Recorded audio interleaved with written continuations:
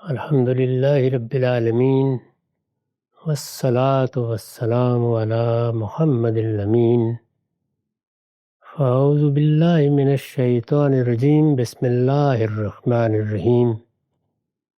خواتین و حضرات، ہم سورہ مومنون کی آیت 12 سے درس کی ابتدا کر رہے ہیں۔ اس سے پیچھے اللہ تعالیٰ نے وہ سب تقاضے نہایت اجمال کے ساتھ اور پوری جامعیت کے ساتھ بیان کر دیے ہیں جو ایک بندہ مومن سے فردوس میں داخلے کے لیے مطلوب ہے۔ ہم بالعموم جب ایمان کے ساتھ اپنی ذمہ داریوں کو جاننا چاہتے ہیں اور اہل علم کی طرف رجوع کرتے ہیں تو اپنی اپنی تعبیرات کے لحاظ سے بہت سی باتیں سننے کو ملتی ہیں۔ یہ حقیقت ہے کہ قرآن مجید نے اس معاملے میں بھی کسی چیز کو غیر واضح نہیں رہنے دیا۔ جس طرح سے آخرت کی منادی کرتا ہے، دین کا مقصد بیان کرتا ہے، اور وہاں کسی تعبیر کی گنجائش نہیں ہوتی، وہ بات کو بار بار مختلف اسالیب میں دہراتا ہے۔ اسی طرح وہ ہم سے کیا چاہتا ہے اس کو بھی اسی وضاحت سے بیان کرتا ہے جیسے ہم نے پیچھے دیکھا۔ یہاں ضمانت دی گئی ہے کہ فلاح، فردوس کی وراثت، ہمیشہ کی زندگی، اس کو اگر حاصل کرنا چاہتے ہو تو اللہ تعالیٰ تم سے کیا چاہتا ہے، کیا چیزیں ہیں جو تمہیں کرنی چاہیے۔ عفو و درگزر کے مواقع تو الگ بحث کا تقاضا کرتے ہیں، لیکن ضمانت دے دی ہے قد افلح المومنون، تو وہ دیکھ لیجئے کیا چیزیں ہیں۔ یعنی اگر نماز کا اہتمام ہے، اگر ایک بندہ مومن اپنے آپ کو لغویات سے اجتناب کی زندگی کے حوالے کر دیتا ہے، اگر وہ سوسائٹی کا، معاشرے کا جو حق اس کے مال میں قائم کیا گیا ہے اس کو خوش دلی کے ساتھ اور اس قاعدے کے مطابق ادا کرتا ہے جو اللہ پروردگار عالم نے اس کے لیے مقرر کر دیا ہے، اپنی شرمگاہوں کی حفاظت کرتا ہے اور عہد کی پابندی کرتا ہے، امانتوں کو محفوظ رکھتا ہے، تو اللہ تعالیٰ نے ضمانت دی ہے کہ پھر وہ فردوس کا مالک بن جائے گا۔ یہ مضمون آیت 11 پر ختم ہوا۔ اللہ تعالیٰ نے اپنی دعوت، اس دعوت کے مطالبات، اس دعوت کا نتیجہ اور اس نتیجے میں یہ بشارت کہ وہ اس میں ہمیشہ رہیں گے، پوری توضیح کے ساتھ بیان کی ہے۔ اب اس پر استدلال کیا ہے۔ فرمایا کہ وَلَقَدْ خَلَقْنَا الْإِنسَانَ مِنْ سُلَالَةٍ مِّن طِينٍ۔ اس میں گویا یہ مضمون مقدر ہے کہ تمہارے منکرین اس کو نہیں مانتے تو دیکھیں۔ یعنی استدلال میں یہ جو ربط کے کلمات ہوتے ہیں یہ قرآن مجید اپنے اسلوب کے مطابق حذف کر دیتا ہے، اسی وجہ سے لوگوں کو اس کا نظم سمجھنے میں دقت ہوتی ہے۔ ان کو میں نے نکال دیا ہے، تمہارے منکرین اس کو نہیں مانتے۔ اس کو نہیں مانتے میں نے لکھا ہے یعنی اس بات کو نہیں مانتے کہ لوگ مرنے کے بعد جی اٹھیں گے اور وہاں ایمان والوں کے لیے کوئی جنت بھی ہوگی۔ یہی دو لفظوں میں پیغمبروں کی دعوت ہے۔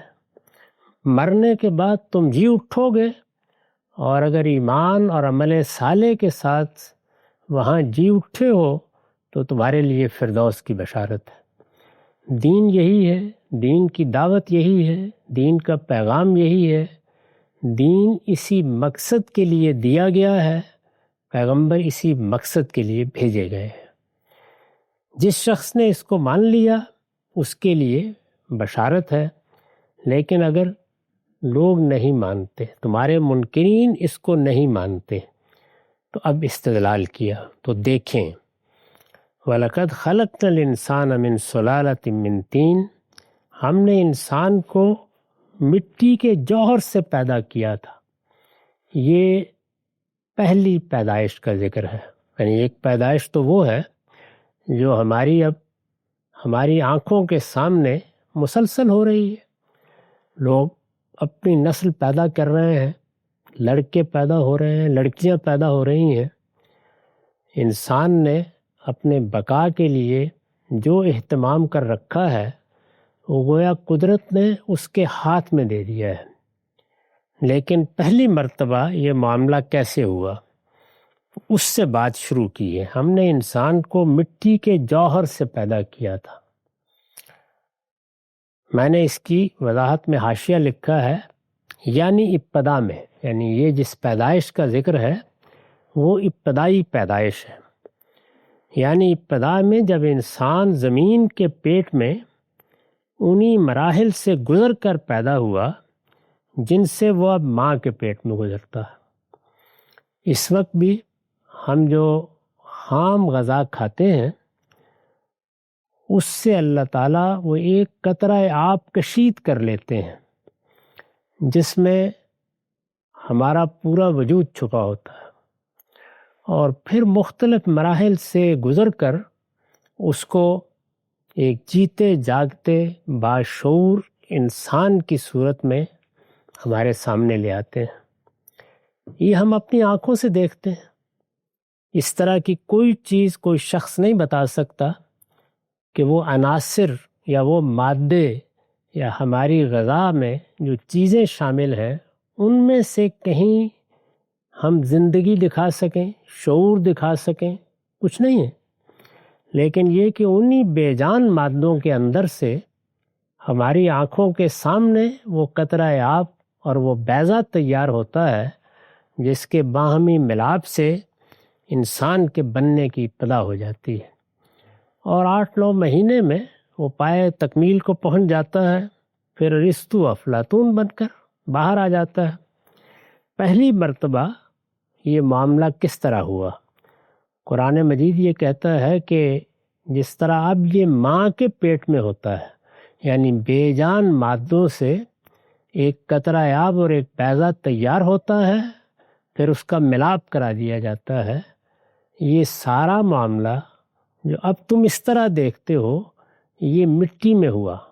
ہم نے مٹی اور پانی کے آمیزے سے وہ ست نکال لیا، اس کو سلالہ کے لفظ سے تعبیر کیا ہے، یعنی ہم نے مٹی کا ایک جوہر پیدا کر لیا اور اس جوہر کے اندر اس کو نشو و نما دینا شروع کر دی۔ تو جو ماں کے پیٹ میں یہاں ہم نے ایک قرار مکین بنا رکھا ہے، ایک مستقر بنا رکھا ہے، اسی طرح کا ایک مستقر ہم زمین کے پیٹ میں بنا کر اس کی ابتدا کرنے کے لیے سب کچھ فراہم کر رہے تھے۔ تو جو مراحل اب گزرتے ہیں اور ماں کے پیٹ میں گزرتے ہیں وہ زمین کے پیٹ میں گزرے، یعنی ابتدا میں جب انسان زمین کے پیٹ میں انہی مراحل سے گزر کر پیدا ہوا جن سے وہ اب ماں کے پیٹ میں گزرتا ہے۔ دوسری جگہ اشارہ ہے کہ مٹی کا یہ جوہر جس کا ذکر یہاں ہوا ہے پانی کی آمیزش سے وجود میں آیا، یعنی وہ جوہر کیسے نکالا گیا، وہ ست کیسے نکالا گیا، وہ پانی کی آمیزش سے وجود میں آیا، جس سے وہ سڑے ہوئے گارے کی صورت اختیار کر گئی۔ یعنی اس طرح جیسے کسی چیز میں خمیر اٹھتا ہے تو پانی کی آمیزش سے وہ سڑے ہوئے گارے کی صورت اختیار کر گئی، پھر یہ گارا انڈے کے خول کی طرح اوپر سے خشک ہو گیا، تاکہ نشو و نما کے مختلف مراحل سے گزر کر جب انسان کا حیوانی وجود پایہ تکمیل کو پہنچ جائے تو یہ خول ٹوٹے اور نقص سے درست پورا انسان اسی طرح اس سے باہر نکل آئے جس طرح بعض جانوروں کے بچے اب بھی انڈوں سے نکلتے ہیں۔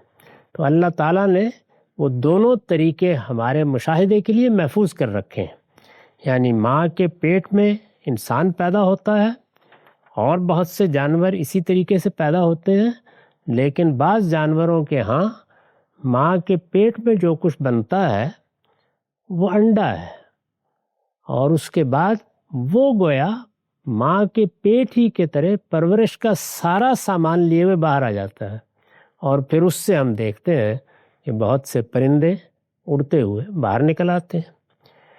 تو تمہارے منکرین اس کو نہیں مانتے تو دیکھیں کہ ہم نے انسان کو مٹی کے جوہر سے پیدا کیا تھا، یہ پہلا مرحلہ ہے۔ فرمایا ثم جعلناہ نطفۃ فی قرار مکین، پھر اس کو آگے کے لیے ہم نے پانی کی ایک ٹپکی ہوئی بوند بنا کر ایک محفوظ ٹھکانے میں رکھ دیا، یعنی ایک بالکل حقیر پانی کی بوند ٹپکا دی جاتی ہے اور اس میں پورا انسان چھپا ہوتا ہے۔ میں نے لکھا ہے یہ دوسرے مرحلے کا ذکر ہے، جس کے بعد انسان ماں کے پیٹ سے پیدا ہونا شروع ہوئے اور اب تک ہو رہے ہیں۔ اس کی جو تفصیل آگے بیان ہوئی ہے وہ معلوم و معروف ہے، یعنی آگے اللہ تعالیٰ نے ماں کے پیٹ میں جن مراحل سے اللہ تعالیٰ کی یہ مخلوق گزرتی ہے اس کو بیان کیا ہے۔ اس سے صاف اندازہ کیا جا سکتا ہے کہ اسی طرح کے کچھ مراحل تھے جو مٹی کے پیٹ میں بھی گزرے، اور ان مراحل سے گزرنے کے بعد ہی انسان پایہ تکمیل کو پہنچا۔ جب وہ پہلی بار پایہ تکمیل کو پہنچا تو اس وقت کس عمر میں تھا، کس صورتحال میں تھا؟ وہ جانوروں کے بچے میں ہم دیکھتے ہیں کہ ان کو اس طرح سے وجود پذیر کیا جاتا ہے کہ وہ چند لمحوں میں اپنے پاؤں پر کھڑے ہو جاتے ہیں۔ تو اس لیے یہ اللہ تعالیٰ کے لیے کچھ مشکل نہیں ہے۔ یہ دوسرے مرحلے کا ذکر ہے جس کے بعد انسان ماں کے پیٹ سے پیدا ہونا شروع ہوئے اور اب تک ہو رہے ہیں۔ اس کی جو تفصیل آگے بیان ہوئی ہے وہ معلوم و معروف ہے۔ دور جدید کا انسان اپنے مشینی مشاہدات کی بدولت اس کی جزیات تک سے واقف ہو گیا ہے، یعنی اب ہمارے مشاہدے کی نوعیت بہت تبدیل ہو گئی ہے۔ اب ہم اس کے ایک ایک مرحلے کا جزیات تک مشاہدہ کر سکتے ہیں۔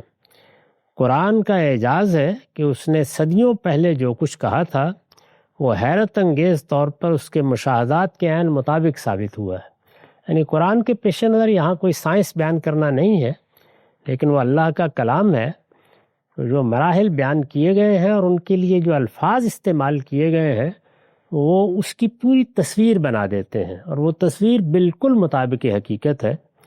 چنانچہ فرمایا کہ پھر اس کو آگے کے لیے ہم نے پانی کی ایک ٹپکی ہوئی بوند بنا کر ایک محفوظ ٹھکانے میں رکھ دیا۔ پھر اس پانی کی بوند کو ہم نے فَخَلَقْنَا الْعَلَقَةَ مُضْغَةً، پھر پانی کی اس بوند کو ہم نے ایک لوتھڑے کی صورت دی۔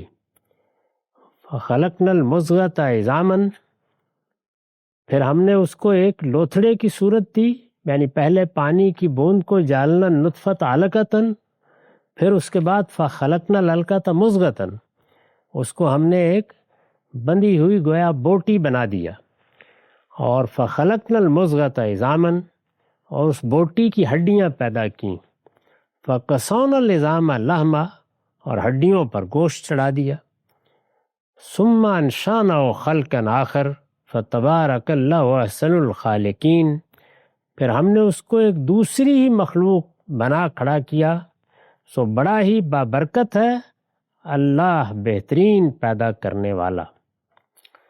اس میں یہ جو آخر میں فرمایا کہ یہ مراحل تھے، ان کا مشاہدہ تم اب بھی کرتے ہو۔ ان مراحل سے گزر کر وہ اپنے وجود کی تکمیل کرتا ہے، اور جب وجود کی تکمیل ہو جاتی ہے تو پھر ہم اس میں نفخ روح کرتے ہیں، اور جو کچھ ہم نے بنایا ہوتا ہے اس سے بالکل ہی ایک مختلف شخصیت کے ساتھ وہی قالب جیتا جاگتا انسان بن جاتا ہے۔ میں نے وضاحت کی ہے، یعنی اس کے حیوانی وجود کی تکمیل کے بعد اس میں روح پھونکی اور اسے چیزیں دیگر بنا دیا جسے اب انسان کی حیثیت سے دیکھتے ہو۔ تو اس طرح انسان کی خلقت کی طرف توجہ دلا کے یہ بتایا کہ کس چیز کا انکار کر رہے ہو، اس پروردگار کا جس نے اس طریقے سے تمہاری پیدائش کا اہتمام کیا۔ پہلے مرحلے میں یہی بے جان مٹی جو تمہیں نظر آ رہی ہے، اس کو پانی کے آمیزے سے ایک جوہر میں تبدیل کر دیا، پھر اسی مٹی کو تمہاری ماں کا پیٹ بنا دیا، اس میں پرورش پا کر تم جیتے جاگتے انسان کی حیثیت سے باہر آ گئے، اور پھر تمہارے لیے پیدائش اور آگے اپنی نسل بڑھانے کے لیے خود ایک میکنزم تمہارے اندر رکھ دیا۔ چنانچہ وہ اب اس طرح چل رہا ہے کہ صدیاں گزر گئی ہیں، ہزاروں سال گزر گئے ہیں، لاکھوں کروڑوں اربوں انسان پیدا ہو رہے ہیں، لیکن وہ میکنزم ہے کہ اپنا کام کیے چلا جا رہا ہے اور لوگ پیدا ہو رہے ہیں۔ تو اس کے پہلے مرحلے کو بیان کیا، پھر دوسرے مرحلے کو بیان کیا۔ ہم نے انسان کو مٹی کے جوہر سے پیدا کیا تھا، پھر اس کو آگے کے لیے ہم نے پانی کی ایک ٹپکی ہوئی بوند بنا کر ایک محفوظ ٹھکانے میں رکھ دیا، پھر پانی کی اس بوند کو ہم نے ایک لوتھڑے کی صورت دی، اور لوتھڑے کو گوشت کی ایک بندھی ہوئی بوٹی بنایا، اور اس بوٹی کی ہڈیاں پیدا کی اور ہڈیوں پر گوشت چڑھا دیا۔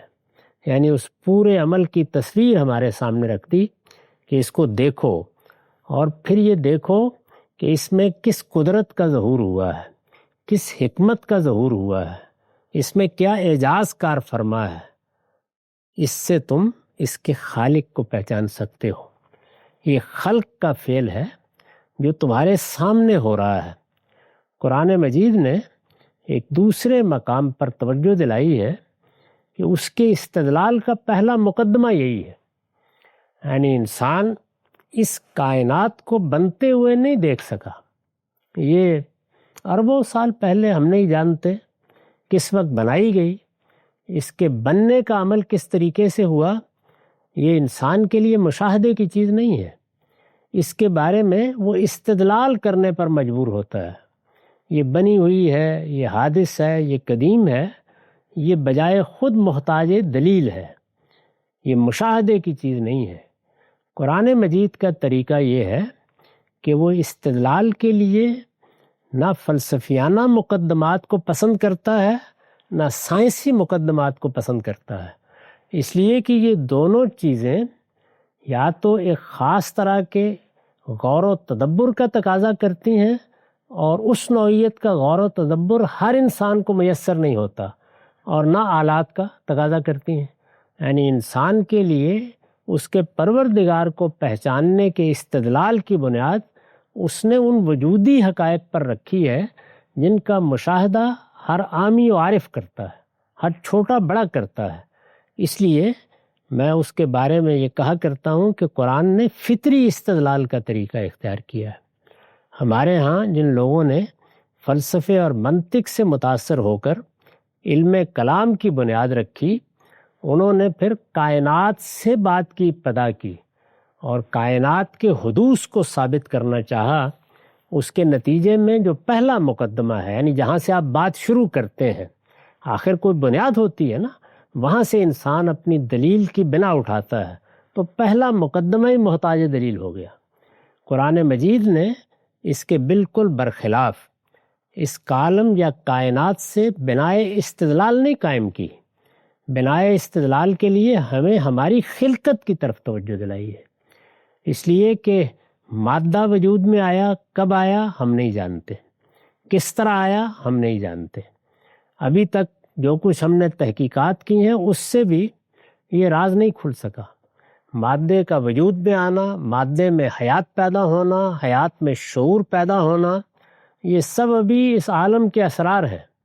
ابھی تو ہم جو کچھ دیکھتے ہیں وہ صرف عمل کا مطالعہ ہوتا ہے، یعنی کسی چیز کا ہمارے سامنے ظہور کس طریقے سے ہو رہا ہے، اس کو ہم دیکھتے ہیں۔ تو اس ظہور کا سب سے اتم اظہار کہاں ہوتا ہے؟ یہ انسان کے بننے میں ہوتا ہے۔ یعنی اس دنیا میں جتنی مخلوقات ہیں ان کو اگر خالص علم کی اصطلاح میں بیان کیجئے تو گویا مادے میں قوت کا ظہور ہو رہا ہے۔ وہ قوت کا ظہور ہوتا ہے تو وہ جمادات کی صورت اختیار کر لیتا ہے، قوت کا ظہور ہوتا ہے تو نباتات کی صورت اختیار کر لیتا ہے، پھر حیوانات، حشرات الارض، اور معلوم نہیں کیا کیا۔ تو نہ مخلوقات کی کوئی انتہا ہے، نہ اللہ تعالیٰ کی قدرت کے ظہور کا کوئی آخری حصہ ہے جو ہمارے مشاہدے میں آتا ہو۔ لیکن انسان کو اگر آپ غور کر کے دیکھیں تو اس میں خلقت کا فعل اپنی کامل ترین صورت میں ہے، یعنی قوت ظاہر ہوئی ہے، پھر اس قوت کا ظہور ہوا ہے تو ایک جیتی جاگتی مخلوق کا قالب تیار ہوا ہے، گویا حیات پیدا ہوئی ہے اور حیات باشعور ہو گئی ہے، جس کو قرآن مجید نے یہاں بیان کیا کہ پھر ہم اس کو ایک دوسری ہی مخلوق بنا دیتے ہیں۔ گویا حیات کے ساتھ تو وہ ایک حیوانی وجود ہے، لیکن ہم اس کو شعور دیتے ہیں، اس کے اندر عقل ودیت کرتے ہیں، اس کو حادثہ اخلاقی سے نوازتے ہیں، اس میں حصے جمالیات کو ظہور پذیر کرتے ہیں، جس کے نتیجے میں وہ ایک دوسری مخلوق بن کے کھڑا ہو جاتا ہے۔ یہ دوسری مخلوق میں گویا خلقت کے فعل کا آخری درجے کا ظہور ہوا ہے۔ قرآن مجید نے اس کو استدلال کے پہلے مقدمے کے طور پر سامنے رکھا ہے۔ تو یہاں بھی یہ کہا کہ یہ لوگ ماننے کے لیے تیار نہیں ہیں، تو یہ ذرا دیکھیں کہ ہم نے انسان کو کس طریقے سے پیدا کیا ہے، انسان کی پیدائش کے مراحل کی تفصیل کی ہے، اور پھر گویا توجہ دلائی ہے کہ تم دیکھو کہ تم کس طریقے سے پیدا ہوتے ہو، کن مراحل سے گزرتے ہو، ابتدا کہاں سے ہوتی ہے، انتہا کہاں پر ہوتی ہے، ان مراحل سے گزر کر تم کیا بن جاتے ہو۔ یہ وہ فعل ہے جس کا ظہور تمہارے سامنے ہوتا ہے، یہ ایک وجودی حقیقت ہے۔ اس کے لیے تمہیں کسی خوردبین کی ضرورت ہے، نہ دوربین کی ضرورت ہے۔ اس کا مشاہدہ تم آنکھیں اٹھا کر کر سکتے ہو۔ اس مشاہدے کے مواقع بھی محدود نہیں ہیں، یعنی ہر لحظے دنیا میں لاکھوں انسان پیدا ہو رہے ہیں، ان کو تم جب چاہے پیدا ہوتے دیکھ سکتے ہو۔ اگر تمہارے پاس وہ مشینیں ہیں کہ جو ان کا خوردبینی مشاہدہ کر سکیں تو ہر وقت وہ حاضر ہیں، کر سکتے ہو۔ یہ تمہارے مشاہدے کی چیز ہے۔ تو گویا اس مادی دنیا میں یا مادے میں یہ سب کچھ جو ظاہر ہوا ہے، اس کو اللہ تعالیٰ نے اس فعل کے طور پر پیش کیا ہے جو ہمارے لیے ایک وجودی حقیقت ہے۔ اس وجودی حقیقت کی طرف توجہ دلا کے پھر اللہ تعالیٰ یہ بتاتے ہیں کہ اب ذرا اپنے باطن میں نگاہ ڈالو۔ تمہارے باطن میں ہم نے جو علم بدیت کیا ہے، جو تمہارا اضطراری علم ہے، جس کے دو مقدمات ایسے ہیں کہ تم ان سے کسی حال میں گریز نہیں کر سکتے، اور وہ یہ ہے کہ اثر ہے تو مؤثر بھی ہے، فعل ہے تو فاعل بھی ہے۔ تو اس لیے اس فعل کو دیکھنے کے بعد تمہارے لیے خالق کا انکار کرنا ممکن ہی نہیں۔ خلق ہے تو خالق ہے، تم ہو تو پھر تمہارا کوئی بنانے والا بھی ہے۔ اپنے آپ کو دیکھو اور پھر اپنے باطن میں موجود اس علمی حقیقت کو اس سے متعلق کرو، تو تم پکار اٹھو گے کہ فتبارک اللہ احسن الخالقین۔ اب یہ گویا اللہ تعالیٰ نے نتیجے کو بیان کر دیا ہے۔ اگرچہ اس نتیجے تک پہنچنے میں خود ہم کو اللہ تعالیٰ کے پیغمبروں سے ربطی پیدا کرنا ہوتا ہے، ان پر جو کلام نازل ہوتا ہے اس کو پہچاننا بھی ہوتا ہے، اور پھر ہم اللہ تعالیٰ کی ذات کو اس کی صفات کے ساتھ، اس کے سنن کے ادراک کے ساتھ پا لیتے ہیں۔ تو قرآن مجید نے یہاں جہاں سے بات شروع ہوتی ہے اس کو بیان کیا، پھر ہم نے اس کو ایک دوسری مخلوق بنا کھڑا کیا۔ سو بڑا ہی بابرکت ہے اللہ بہترین پیدا کرنے والا۔ یہ گویا اس تاثر کا بیان ہے جو خلقت کے اس فعل کو دیکھ کر پیدا ہوتا ہے۔ میں نے اس کی وضاحت کی ہے، یہ اس تاثر کا بیان ہے جو انسان کی خلقت کے ان تمام مراحل پر غور کرنے والوں کی زبان پر لازماً آنا چاہیے۔ یعنی اگر انسان اپنے آپ کو تعصبات کی نظر نہ کر چکا ہو، گریز و فرار کو اس نے اپنا وتیرہ نہ بنا لیا ہو، تو وہ پکار اٹھتا ہے کہ فتبارک اللہ احسن الخالقین۔ آیت میں افعل کا صیغہ جمع کی طرف مضاف ہے، لہٰذا تفضیل و ترجیح سے مجرد ہو کر محض کمال صفت کو بیان کرنے کے لیے آ گیا ہے۔ یہ جو فرمایا کہ بہترین پیدا کرنے والا، تو یہ کوئی تقابل میں نہیں کہا، بلکہ یہاں اس کو کمال صفت کے بیان کے لیے اختیار کیا ہے۔ اس کی عربیت میں کیا صورت ہوتی ہے یہ میں نے اس کی وضاحت کر دی ہے۔ افل کا یہ استعمال عربی زبان میں معروف ہے، اس میں قرآن کے کسی طالب علم کو کوئی تردد نہیں ہونا چاہیے۔ یعنی جب ہم سب سے بہترین کے الفاظ دیکھتے ہیں تو بعض اوقات اس کے مقابل کا کوئی تصور ذہن میں لاتے ہیں، یہ نہ عربی میں ضروری ہے نہ اردو میں ضروری ہے۔ سو بڑا ہی بابرکت ہے اللہ بہترین پیدا کرنے والا۔ ثم انکم بعد ذالک لمیتون، پھر یہ بھی حقیقت ہے کہ اس کے بعد تم کو لازماً مرنا ہے۔ یعنی پہلا مقدمہ بھی ایک وجودی حقیقت ہے، تم اپنے آپ کو بے جان مادوں سے پیدا ہوتے ہوئے دیکھتے ہو، تمہارے سامنے وہ مراحل گزرتے ہیں جن سے گزر کر تم جیتے جاگتے انسان بنتے ہو، یہ پہلا مرحلہ ہے۔ پھر اس دنیا میں کچھ وقت گزارتے ہو اور ایک دن رخصت ہو جاتے ہو۔ پہلی چیز بھی کسی استدلال کی محتاج نہیں، ایک وجودی حقیقت ہے۔ دوسری چیز بھی کسی استدلال کی محتاج نہیں، وہ بھی ایک وجودی حقیقت ہے۔ موت کا بھی روز مشاہدہ ہوتا ہے، یعنی جس طرح پیدا ہونے والے انسان ہر روز سینکڑوں ہزاروں کی تعداد میں پیدا ہو رہے ہیں، اسی طرح رخصت ہونے والے بھی ہر روز رخصت ہو رہے ہیں۔ نہ خلقت کا مشاہدہ کرنے کے لیے کہیں دور جانا پڑتا ہے اور نہ یہاں سے رخصتی کا مشاہدہ کرنے کے لیے کہیں دور جانا پڑتا ہے، دونوں وجودی حقیقتیں، تو دونوں کو بیان کر دیا۔ سو اللہ بڑا ہی بابرکت ہے، بہترین پیدا کرنے والا۔ پھر یہ بھی حقیقت ہے کہ اس کے بعد تم کو لازماً مرنا ہے۔ ثم انکم بعد ذالک لمیتون، تو فرمایا دو چیزیں تو ایک واقعہ ہے، تمہارا بننا ایک واقعہ ہے، تمہارا مرنا ایک واقعہ ہے۔ اس میں کیا استجاب ہے کہ جس طرح تمہیں پہلی مرتبہ بنایا گیا ایک دن تمہیں اٹھا کھڑا کرے گا۔ تو اگر پہلا معاملہ اتنا غیر معمولی معاملہ بے جان مادوں سے تمہارا وجود پذیر ہونا، یہ مستبد نہیں ہے، یہ ہو گیا ہے، یہ روزانہ ہو رہا ہے، اس کو تم جب چاہے مشاہدہ کر سکتے ہو۔ تو مرنے کے بعد اٹھنے کے بارے میں یہ تردد کیوں؟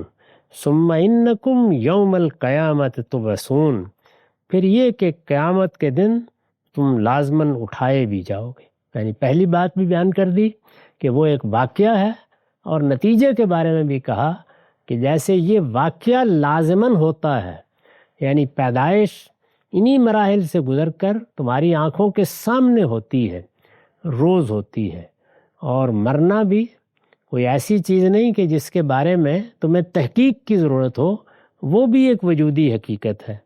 تو پھر سمجھ لو کہ قیامت بھی ایک حقیقت ہے، وہ اسی طرح برپا ہو جائے گی جس طرح تم اب وجود میں آتے ہو۔ وہ جس طرح ایک جیتے جاگتے انسان کو ختم کر دینے پر قدرت رکھتا ہے، اس کو دوبارہ اٹھا کھڑا کرنے پر بھی قدرت رکھتا ہے۔